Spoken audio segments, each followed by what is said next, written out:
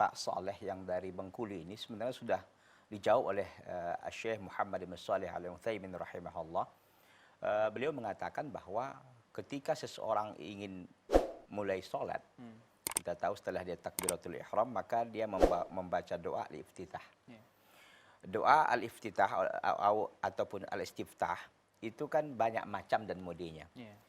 Syekh menjelaskan bahwa ketika membaca seorang umpamanya tabarakasmuka wa ta'ala jadduka wa la ilaha ghairuka umpamanya, itu sudah mengandung doa, atau Allahu akbar kabira walhamdulillah katsira, itu sudah mengandung doa.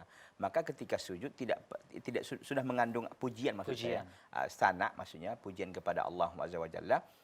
Maka ini tidak perlu lagi dia melakukan hal itu waktu dia sujud. Langsung saja dia berdoa kepada apa? Tentu dia bertawasul dengan nama-nama Allah, ya.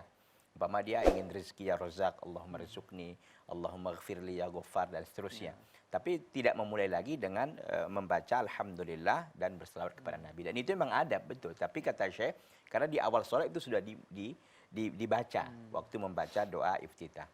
Itu satu. Yang kedua, kalau dia di tahiyat akhir, itu kan justru sudah ada doanya, sudah ada pujian-pujiannya kepada Allah dan selawat kepada Nabi, kan sudah lengkap. Lengkap, ya? Sudah lengkap, kan?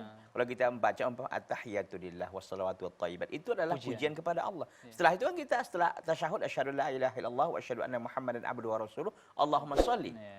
Lalu kita baca umpamanya Allahumma inni a'udzubika min adzabi jahannam, min adzabil qabri, wa fitnatil mahya wal mamati, wa fitnatil masiihid dajjal, dan seterusnya. Ini tentu sudah dimulai dari doa. Itu jawaban Muhammad bin Shalih Al-Utsaimin terkait dengan soal Bapak Saleh yang ada di Bengkulu tadi.